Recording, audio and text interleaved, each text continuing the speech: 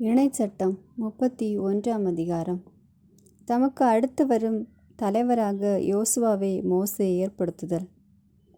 மோசே தொடர்ந்து பின்வரும் வார்த்தைகளை இஸ்ரேல் அனைவருக்கும் கூறினார். அவர் சொன்னது: இன்று எனக்கு வயது 120. இனி என்னால் நடமாட இயலாது. மேலும் நீ யோர்தானை கடக்க மாட்டாய் என்று ஆண்டவர் எனக்கு கூறியுள்ளார். உன் கடவுளாகிய ஆண்டவரே உன்முன் செல்வார். அவரே உன் முன்னின்று இந்த வேற்றினங்களை அழிப்பார். நீ அவற்றுக்கு உரியவற்றை உடைமையாக்கிக் கொள்வாய். ஆண்டவர் சொன்னபடி யோசுவா உனக்கு முன்பாக செல்வான். எமோரியரின் மன்னர்களான சீகோனுக்கும் ஓகுக்கும் அவர்களின் நாட்டுக்கும் செய்தது போல, அவர்களை அழித்தது போல ஆண்டவர் அவற்றுக்கும் செய்வார்.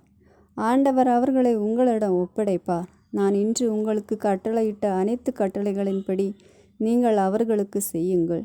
வலிமை பெறு, துணிவு கொள், அஞ்சாதே, அவர்கள் முன் நடுங்காதே. ஏனெனில் உன் கடவுளாகிய ஆண்டவரே உனக்கு முன் செல்பவர். அவர் உன்னை விட்டு விலக மாட்டார், உன்னை கைவிடவும் மாட்டார். பின்னர் மோசே யோசுவாவை வரவழைத்து இஸ்ரேலர் அனைவர் முன்னிலையிலும் அவரிடம் கூறியது: வலிமை பெறு, துணிவு கொள். இவர்களுக்கு கொடுப்பதாக அவர்களின் மூதாதையாருக்கு ஆண்டவர் ஆணையிட்டு கூறிய நாட்டுக்குள் இந்த மக்களோடு நீ செல்ல வேண்டும். அதை இவர்கள் உரிமையாக்கி கொள்ளுமாறு செய்ய வேண்டும். ஆண்டவரே உனக்கு முன் செல்வார். அவர் உன்னோடு இருப்பார். அவர் உன்னை விட்டு விலக மாட்டார். அவர் உன்னை கைவிடவும் மாட்டார். அஞ்சாதே, திகைக்காதே. 7ஆம் ஆண்டில் திருச்சட்டம் உரக்க வாசிக்கப்படல். பின்னர் மோசே இந்த திருச்சட்ட நூலை எழுதி ஆண்டவரின் உடன்படிக்கை பேழையை சுமக்கிற லேவியரின் வழிவந்த குருக்களிடமும் இஸ்ரேலின் தலைவர்கள் அனைவரிடமும் ஒப்படைத்தார். மேலும் மோசே அவர்களுக்கு கட்டளையிட்டு சொன்னது: விடுதலை ஆண்டாகிய ஒவ்வொரு 7ஆம் ஆண்டின் முடிவில் வரும் கூடார விழாவில் உங்கள் கடவுளாகிய ஆண்டவர் தேர்ந்து கொள்ளும் இடத்தில் இஸ்ரேலர் அனைவரும் அவர் முன்னிலையில் வந்து கூடும்போது அவர்கள் அனைவரும் கேட்க இத்திருச்சட்ட நூலை அவர்களுக்கு உரக்க வாசியுங்கள். மக்களை ஒன்று திரட்டுங்கள். ஆண்களும் பெண்களும் குழந்தைகளும் உங்கள் நகரில் வாழும் அந்நியரும் அதை கேட்டு அறிந்து கொள்ளட்டும். அவர்கள் உங்கள் கடவுளாகிய ஆண்டவருக்கு அஞ்சி இத்திருச்சட்டத்தின் வார்த்தைகளை கடைபிடித்ததில் கருத்தாயிருக்கட்டும். இவற்றை அறியாத அவர்களுடைய புதல்வர்களும் நீங்கள் யோர்தானை கடந்து உடைமையாக்கி கொள்ளப்போகும் மண்ணில் வாழும் நாளெல்லாம் இவற்றை கேட்டு உங்கள் கடவுளாகிய ஆண்டவருக்கு அஞ்ச கற்றுக்கொள்ளட்டும். மோசேக்கு ஆண்டவர் இட்ட இறுதி கட்டளை. பின்னர் ஆண்டவர் மோசேயிடம்: நீ இறக்கும் நாள் நெருங்கிவிட்டது. யோசுவாவை கூப்பிடு, இருவரும் சந்திப்பு கூடாரத்துக்கு வாருங்கள். நான் அவனுக்கு பணி பொறுப்பு தர வேண்டும் என்றார். அவ்வாறே மோசேயும் யோசுவாவும் போய் சந்திப்பு கூடாரத்தில் நின்றனர். ஆண்டவர் கூடாரத்தில் மேகத்தூணில் தோன்றினார். மேகத்தூண் கூடாரத்தின் நுழைவாயிலில் நின்றது. அப்பொழுது ஆண்டவர் மோசேயிடம் கூறியது: நீ உன் மூதாதையரோடு துஞ்சப் போகிறாய். இந்த மக்களோ தாங்கள் போகவிருக்கும் நாட்டில் கிளர்ந்தெழுந்து வேற்று தெய்வங்களை பின்பற்றி கள்ள உறவு கொள்வர். அவர்கள் என்னை விட்டு விலகி நான் அவர்களோடு செய்து கொண்ட உடன்படிக்கையை மீறுவர். அப்போது எனது சினம் அந்நாளில் அவர்களுக்கு எதிராக கனன்றறியும். நான் அவர்களை கைவிடுவேன். அவர்களிடமிருந்து என் முகத்தை மறைத்து கொள்வேன். அவர்கள் அறியும்படி பல தீங்குகளும் இன்னல்களும் அவர்கள் மேல் வரும். அந்நாளில் அவர்கள் நம் கடவுள் நம்மோடு இல்லாததால் அன்றோ இத்தகைய தீங்குகள் நமக்கு வந்துள்ளன என்பர். அவர்கள் வேற்று தெய்வங்களை அணுகி செய்த தீய செயல்கள் அனைத்தின் பொருட்டும் அந்நாளில் நான் என் முகத்தை மறைத்து கொள்வேன். எனவே இப்பொழுது நீ இந்த பாட்டை எழுது. அதை இஸ்ரேல் மக்களுக்கு கற்றுக்கொடு. அதை அவர்கள் நாவில் வை. அதனால் இந்த பாடலை இஸ்ரேல் மக்களுக்கு எதிராக நான் தரும் சான்றாக விளங்கும். ஏனெனில் அவர்களின் மூதாதையாருக்கு ஆணையிட்டு சொன்ன பாலும் தேனும் நிறைந்த வழி நாட்டுக்குள் நான் அவர்களை கொண்டு போனதும் அவர்கள் உண்டு நிறைவு பெற்று கொழுத்து போவர். அப்போது அவர்கள் வேற்று தெய்வங்களை அணுகி அவற்றுக்கு ஊழியம் செய்து எனக்கு சினமூட்டுவர். என் உடன்படிக்கையை மீறுவர். பல்வேறு தீங்குகளும் இன்னல்களும் அவர்கள் மேல் வரும்போது அவர்களுடைய மரபினரின் வாய் பாடலை மறந்து போகாதிருக்கும். இப்பாடலை அவர்களுக்கு எதிராக சான்று பகரும். ஏனெனில் இப்பொழுதே அவர்கள் தீட்டியுள்ள திட்டத்தை நான் ஆணையிட்டு கூறிய நாட்டுக்குள் அவர்களை கொண்டு போகும் முன்பே அறிவேன் என்றான். ஆகையால் மோசே இப்பாடலை அன்றே எழுதி இஸ்ரேல் மக்களுக்கு கற்றுக் கொடுத்தார். மேலும் ஆண்டவர் நூனின் மகனாகிய யோசுவாவுக்கு கட்டளையிட்டு கூறியது: வலிமை பெறு, துணிவு கொள். ஏனெனில் நீ இஸ்ரேல் மக்களே, நான் அவர்களுக்கு ஆணையிட்டு கூறிய நாட்டுக்குள் கொண்டு போவாய், நான் உன்னோடு இருப்பேன் என்றார். மோசே இத்திருச்சட்டத்தின் வார்த்தைகளை ஒரு நூலாய் எழுதி முற்றிலும் முடித்த பின்பு ஆண்டவரின் உடன்படிக்கை பேழையை தூக்கி வந்த லேவியரை நோக்கி கட்டளையிட்டு கூறியது: இத்திருச்சட்ட நூலை எடுத்து உங்கள் கடவுளாகிய ஆண்டவரின் உடன்படிக்கை பேழையின் அருகில் வையுங்கள். அங்கே அது உங்களுக்கு எதிரான சான்றாக இருக்கும். ஏனெனில் நான் உங்கள் கலக குணத்தையும் முரட்டு பிடிவாதத்தையும் அறிவேன். இன்று நான் உங்களுடன் உயிரோடு இருக்கையில் ஆண்டவருக்கு எதிராக கலகம் செய்கிறீர்கள். நான் இறந்த பின் இன்னும் எவ்வளவு செய்வீர்களோ? எனவே உங்கள் குலங்களின் தலைவர்கள் அனைவரையும் உங்கள் அலுவலர்களையும் ஒன்று கூட்டுங்கள். அவர்கள் கேட்க நான் இவ்வார்த்தைகளை எடுத்துரைத்து அவர்களுக்கு எதிராக விண்ணையும் மண்ணையும் சான்றாக வைப்பேன். ஏனெனில் நான் இறந்த பின் நீங்கள் கெட்டு சீரழிவீர்கள். நான் உங்களுக்கு கட்டளையிட்ட வழிகளிலிருந்து விலகி ஆண்டவரின் முன்னிலையில் அருவருப்பானவைகளை செய்வீர்கள். நீங்கள் செய்து கொள்ளும் சிலைகளால் அவருக்கு சினமூட்டுவீர்கள். ஆகையால் இறுதி காலத்தில் உங்களுக்கு தீங்குகள் நேரிடும் என்பதையெல்லாம் நான் அறிவேன். மோசேயின் பாடல். பின்னர் இஸ்ரேல் சபையினர் அனைவரும் கேட்க மோசே பின்வரும் பாடலின் வார்த்தைகளை அனைத்தையும் சொன்னார். 32ஆம் அதிகாரம். வானங்களை நான் பேசுவேன், செவி கொடுப்பீர். பூவுலகே உன் சொல்லை உற்றுக்கேள். பூவுலகே என் சொல்லை உற்றுக்கேள். பெருமழை பைந்தளிர் மீது பொழிவது போல், மென்சாரல் பசும்புல் மீது விழுவது போல் என் அறிவுரை மழையென பெய்திடுக. என் சொற்கள் பனியென இறங்கிடுக. நான் ஆண்டவரின் பெயரை பறைசாற்றுவேன். நம் கடவுளின் மாட்சியை பாராட்டுவேன். அவரே பாறை, அவர் செயல் நிறைவானது. அவர் தம் வழிகள் அனைத்தும் நீதியானவை. வஞ்சகமற்ற உண்மைமிகு இறைவன். அவரே நீதியும் நேர்மையும் உள்ளவர். அவர் தம் கேடுகட்ட பிள்ளைகள் அவரிடம் பொய்மையாய் நடந்து கொண்டனர். அவர்கள் நெறி பிறழ்ந்து வஞ்சகமிக்க தலைமுறையினர். ஞானமற்ற மதிகெட்ட மக்களை, ஆண்டவருக்கு நீங்கள் அளிக்கும் கைமாறு இதுதானா? உங்களை படைத்து உருவாக்கி நிலைநிறுத்திய உங்கள் தந்தை அவர் அல்லவா? பண்டைய நாட்களை நினைத்துப்பார். பல தலைமுறையினர் ஆண்டுகளை கவனித்துப்பார்.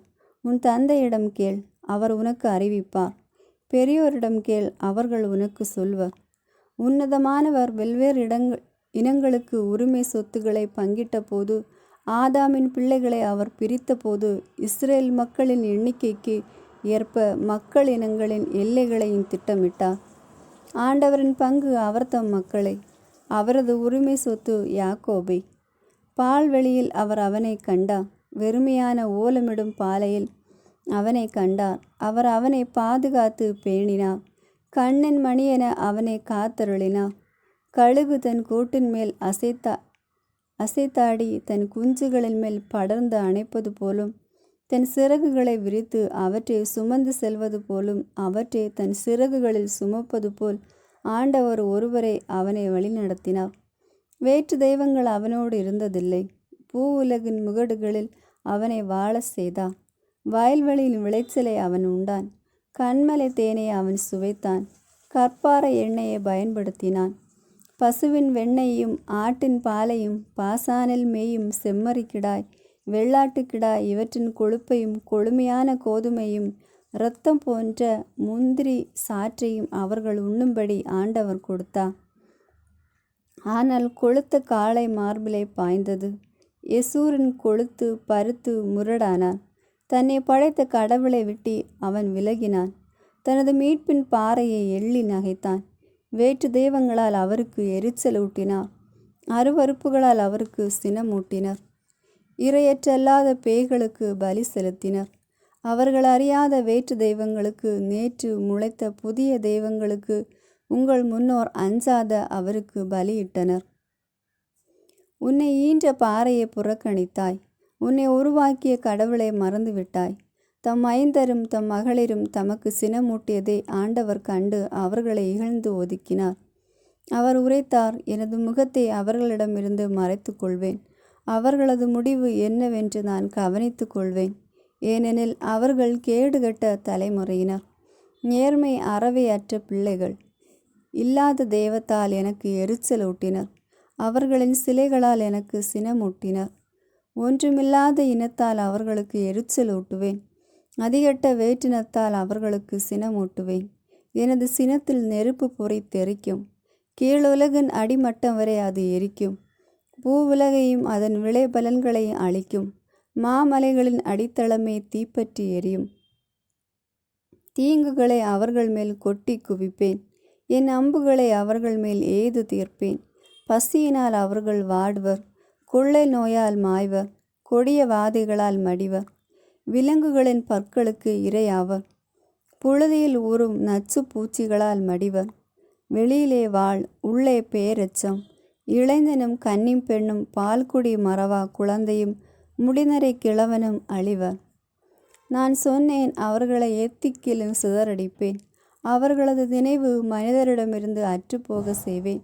ஆயினும் எங்கள் கைகள் வலிமையானவர், இதையெல்லாம் ஆண்டவர் செய்யவில்லை என்று அவர்களின் பகைவர் திருத்தி பேசுவர் என்பதாலும் பகைவனின் பழி சொல்லுக்கு அஞ்சியும் வாழாவிருந்தேன். அவர்கள் புத்தி கெட்ட மக்கள், அவர்களிடம் விவேகம் சிறிதும் இல்லை. அவர்கள் ஞானமடைந்து இதனை உணர்ந்து தங்களுக்கு நிகழப்போவதை உயிர்த்துணர்ந்தால் எத்துணை நலம். ஒரே ஆள் 1000 பேரை துரத்துவதும் 2 பேர் 10,000 பேரை விரட்டுவதும் அவர்களது பாறை. அவர்களை விட்டு விட்டதால் அன்றோ, அவர்களின் கடவுள் அவர்களை கைவிட்டதால் அன்றோ. அவர்களது பாறை நமது பாறை போன்றன்று என்று நம்முடைய பகைவர்களை ஏற்றுக்கொள்கின்றனர். அவர்களது கொடி முந்திரி சோதோமிலிருந்து வருவதாகும், கொமோராவின் வயல்வெளியிலிருந்து வருவதாகும். அவர்களது திராட்சைகள் நச்சு திராட்சைகள். அவர்களது திராட்சை கொத்துக்கள் கசப்பானவை. அவர்களது ரசம் பாம்பின் நஞ்சு போன்றது, விரியன் பாம்பின் கொடிய நஞ்சு போன்றது. இது என்னிடம் சேமிக்கப்பட்டுள்ளது அன்றோ, என் கருவூலங்களில் முத்திரையிடப்பட்டுள்ளது அன்றோ. பழி வாங்குவதும் கைமாறு அளிப்பதும் எனக்கு உரியன. உரிய நாளில் அவர்களின் கால்கள் தள்ளாடும். அவர்களது அழிவு நாள் அண்மையில் உள்ளது. அவர்களுக்கு வரப்போகும் கொடுமைகள் தீவிரமாகின்றன. அவர்கள் ஆற்றல் இழந்து விட்டவர்கள் எனவும் அடிமையோ குடிமகனோ எவனுமில்லை எனவும் காணும்போது ஆண்டவரே அவர் மக்களுக்கு தீர்ப்பிடுவார். அவர் தம் ஊழியர்களுக்காக அவர் மனம் இறங்கிடுவார். அப்பொழுது அவர் உரைப்பார், அவர்களின் தெய்வங்கள் எங்கே? அவர்கள் தஞ்சம் புகுந்த பாறை எங்கே? அவர்கள் பலியிட்டவற்றின் கொழுப்பை உண்டவர் எங்கே? நீர்ம படையில் இரசத்தை குடித்தவர்கள் எங்கே? அவர்கள் இப்போது முன்வந்து உனக்கு உதவட்டுமே. அவர்கள் உனது புகலிடம் ஆகட்டுமே. நானே இருக்கிறவர், என்னை தவிர வேறு தெய்வங்கள் இல்லை என்பதை இப்பொழுது உணர்ந்து கொள்ளுங்கள். கொல்பவரும் நானே, உயிரளிப்பவரும் நானே, காயப்படுத்துபவரும் நானே, குணமாக்குபவரும் நானே. என் கைகளிலிருந்து விடுவிப்பவர் எவரும் இரார். ஏனெனில் என் கைகளை வானோக்கி உயர்த்தி என்றும் வாழும் என் மீது ஆணையிட்டு உரைக்கின்றேன். மின்னும் என் வாயை நான் தீட்டி நீதி தீர்ப்பு என் கையில் எடுக்கும்போது என் பகைவரை பழிவாங்கி என்னை பகைப்பவருக்கு பதிலடி கொடுப்பேன். கொலையுண்டோர் சிறைப்பட்டோரின் இரத்தத்திலும் நீள்முடி தலைவரின் இரத்தத்திலும் என் அம்புகள் குடிக்க செய்வேன். என் வாள் சதையை உண்ண செய்வேன். வேற்றினங்களை ஆண்டவரின் மக்களோடு மகிழுங்கள். அவர் தம் ஊழியரின் இரத்தத்திற்கு பழி வாங்கினார்.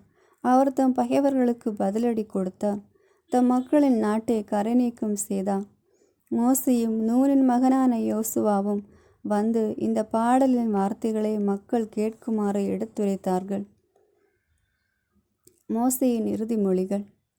இந்த வார்த்தைகளெல்லாம் இஸ்ரேலுக்கு சொல்லி முடித்த பின் மோசே அவர்களுக்கு சொன்னது, உங்களுக்கு எதிரான சான்றாக நான் இன்று உரைத்த வார்த்தைகள் எல்லாவற்றையும் உங்கள் உள்ளத்தில் இருத்துங்கள். அப்போதுதான் இத்திருச்சட்டத்தின் வார்த்தைகள் அனைத்தையும் கருத்தாய் கடைபிடிக்குமாறு நீங்கள் உங்கள் மக்களுக்கு கட்டளையிடுவீர்கள். இத்திருச்சட்டத்தின் எவ்வார்த்தையும் வீணானதல்ல, அதுவே உங்களது வாழ்வு. யோர்தானை கடந்து நீங்கள் உடைமையாக்கி கொள்ளப் போகும் மண்ணில் இந்த வார்த்தைகளால் நீங்கள் நெடுநாள் வாழ்வீர்கள். அதே நாளில் ஆண்டவர் மோசேயுடன் பேசியது, மோவாபு நாட்டில் எரிகோவுக்கு எதிரே உள்ள அபரிம் மலையில் நெபோ என்னும் மலை மீது ஏறி கானான் நாட்டை பார். உன் மக்கள் இஸ்ரேலுக்கு நான் உடைமையாக கொடுக்க போகும் நாடு அதுவே. உன் சகோதரன் ஆரோன் ஓர் என்னும் மலையில் இருந்து உன் மூதாதையருடன் சேர்த்து கொள்ளப்பட்டான். அதுபோல நீ ஏறி செல்லவிருக்கும் மலையில் நீயும் இறந்து உன் இனத்தாருடன் சேர்த்து கொள்ளப்படுவாய்.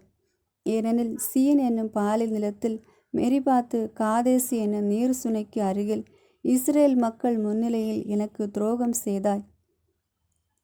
அதனால் இஸ்ரேல் மக்கள் முன்னிலையில் என்னை புனிதப்படுத்தவில்லை. எனினும் உனக்கு முன்பாக உள்ள நாட்டை நீ பார்ப்பாய். அதையே நான் இஸ்ரேல் மக்களுக்கு கொடுக்கப் போகிறேன். நீயே அதனுள் செல்ல மாட்டாய். 33ஆம் அதிகாரம். இஸ்ரேலின் குலங்களுக்கு மோசேயின் ஆசிகள். கடவுளின் அடியவரான மோசே தாம் இறப்பதற்கு முன் இஸ்ரேல் மக்களுக்கு ஆசி வழங்கி கூறியது: ஆண்டவர் சீனாய் நின்று வந்தார், சேயர் நின்று அவர்களை தோன்றினார், பாரான் மலை நின்று அவர்கள் மீது ஒளிர்ந்தார், பல்லாயிரம் புனிதர் புடைசூழ வந்தார். அவரது வலப்புறத்து நின்று மின்னல் ஒளிர் திருச்சட்டம் ஏந்தி வந்தார். உண்மையாகவே மக்களினங்களின் நண்பர் அவர். அவர் தம் புனிதர்கள் அவர் கையில் உள்ளனர். அவர்கள் அவரது பாதங்களில் அமர்வர். அனைவரும் அவரது கூற்றுகளை ஏற்றுக்கொள்வர். மோசே எங்களுக்கு திருச்சட்டத்தை கட்டளையாக வழங்கினார். அதுவே யாக்கோபினது திருச்சட்டத்தின் உடைமை. மக்கள் தலைவர்களும் இஸ்ரேல் குலங்களும் ஒன்று திரட்டப்பட்ட பொழுது அவர் எசூரின் மீது அரசனாயிருந்தார். ரூபன் வாழட்டும், அவன் மடிந்து போகாதிருக்கட்டும், அவன் தன் புதல்வர் குறையாதிருக்கட்டும். யூதாவுக்கான ஆசி இதுவே. அவர் கூறியது: ஆண்டவரே, யூதாவின் குரலை கேளும். அவனை அவனுடைய மக்களிடம் கொண்டு வாரும். அவனது கைகள் அவனுக்கு போதுமானதாகட்டும். அவனுக்கு துணை நின்று அவனுடைய பகைவரிடமிருந்து காத்திரளும். லேவியை குறித்து அவர் கூறியது: ஆண்டவரே, தும்மும் ஊரும் என்பவை மாசாவில் சோதிக்கப்பட்டு மெரிபாவின் நீரூற்றருகில் வழக்காடிய பற்றுமிகு அடியானிடம் இருக்கட்டும். அவனிடமே அவற்றை கொடும். ஏனெனில் அவன் தன் தந்தையும் தாயையும் நோக்கி, நான் உங்களை பாரேன் என்றவன். தன் சகோதரர்களை அடையாளம் கண்டு கொள்ளாதவன், தன் சொந்த பிள்ளைகளை அறியாதவன். வார்த்தைகளை கடைபிடித்து உடன்படிக்கையை நிறைவேற்றுபவன்.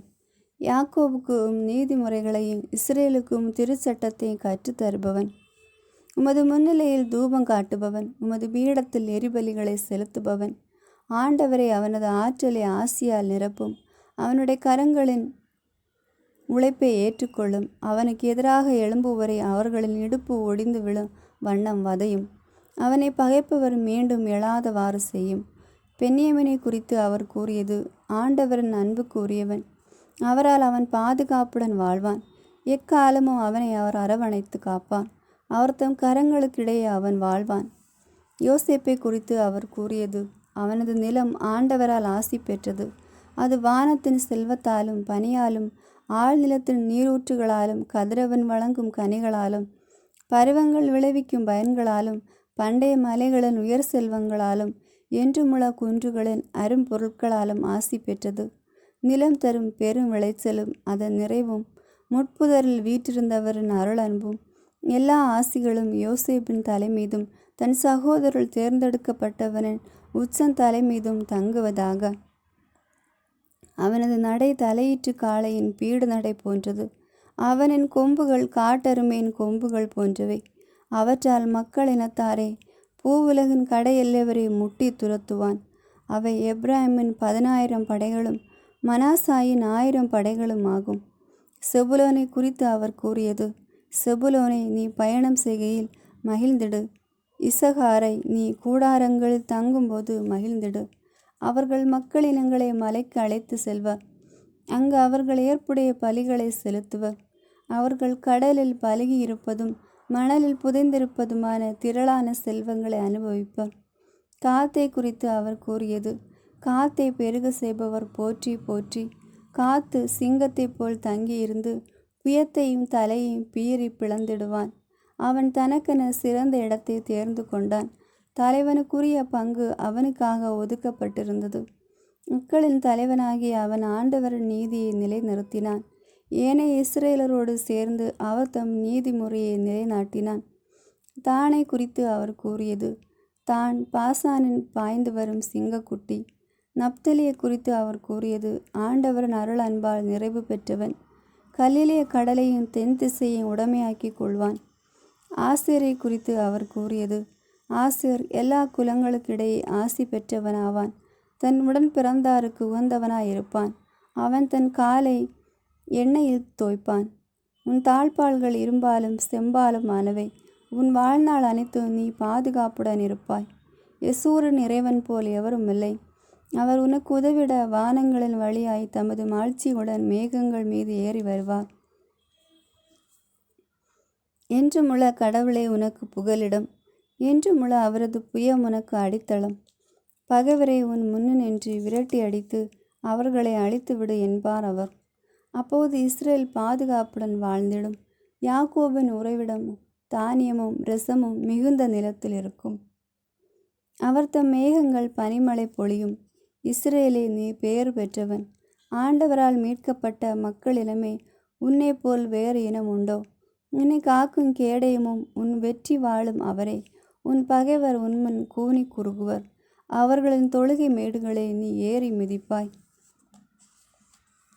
34ஆம் அதிகாரம். மோசேயின் இறப்பு. அதன்பின் மோசே மோவாபு சமவெளியிலிருந்து எரிகோவுக்கு கிழக்கே நெபோ மலையில் உள்ள பிஸ்காவின் உச்சிக்கு ஏறி சென்றான். ஆண்டவர் அவருக்கு தான் வரையில் உள்ள கிளையாது நாடு முழுவதையும் காட்டினார். மேலும் நப்தலி முழுவதையும், எப்ராயிம் நிலப்பகுதியையும், மனாசே நிலப்பகுதியையும், யூதாவின் நிலப்பகுதி முழுவதையும், மேற்கே மத்திய தரை கடல் வரையிலும் காட்டினார். மற்றும் நெகோபையும் பேரிச்சி மாநகராகிய எரிக்கோ முதல் சோவார் வரையிலும் உள்ள நிலப்பரப்பையும் காட்டினார். அப்போது ஆண்டவர் மோசேக்கு உரைத்தது, நான் உன் வழிமரபினருக்கு கொடுப்பேன் என்று ஆபிரகாம், ஈசாக்கு, யாக்கோபு ஆகியோருக்கு ஆணையிட்டு கூறிய நிலம் இதுவே. உன் கண்களால் நீ அதை பார்க்கும்படி செய்துவிட்டேன். ஆனால் நீ அங்கு போக மாட்டாய். எனவே ஆண்டவர் கூறியபடி அவர் தம் ஊழியர் மோசே மோவாபு நாட்டில் இறந்தார். மோவாபு நாட்டில் பெத்பகோருக்கு எதிரே உள்ள பள்ளத்தாக்கில் அவர் அவரை அடக்கம் செய்தார். ஆனால் இன்று வரை எந்த மனிதனுக்கும் அவரது கல்லறை இருக்கும் இடம் தெரியாது. மோசே இறக்கும்போது அவருக்கு வயது 120. அவரது கண்கள் மங்கினதும் இல்லை, அவரது வலிமை குறைந்ததும் இல்லை. மோவாபு சமவெளியில் இஸ்ரேல் மக்கள் மோசேக்காக 30 நாட்கள் துக்கம் கொண்டாடினர். மோசேக்காக இஸ்ரேல் மக்கள் அழுது துக்கம் கொண்டாடின நாட்கள் நிறைவுற்றன. நூனின் மகனாகிய யோசுவாவின் மேல் மோசே தம் கைகளை வைத்ததால் அவர் ஞானத்தின் ஆவியால் நிரப்ப பெற்றிருந்தார். இஸ்ரேல் மக்கள் யோசுவாவுக்கு செவி கொடுத்து மோசேக்கு ஆண்டவர் கட்டளையிட்டபடி நடந்தார்கள். ஆண்டவர் நேருக்கு நேர் சந்தித்த மோசேயைப் போல் இறைவாக்கினர் வேறொருவரும் இஸ்ரேலில் இதுகாரும் எழுந்ததில்லை. ஏனெனில் எகிப்து நாட்டில் பார்வோனுக்கும் அவன் அலுவலருக்கும் அவன் நாடு முழுவதற்கும் அடையாளங்களையும் அரும் செயல்களையும் செய்யும்படி ஆண்டவர் மோசேயை அனுப்பினார். இஸ்ரேலர் அனைவரின் கண்கள் காணுமாறு அவர் ஆற்றிய அனைத்து ஆற்றல் மிகு செயல்களும் அச்சுறுத்தும் மாபெரும் செயல்களுமே இதற்கு சான்றாகும். ஆமேன். God bless you.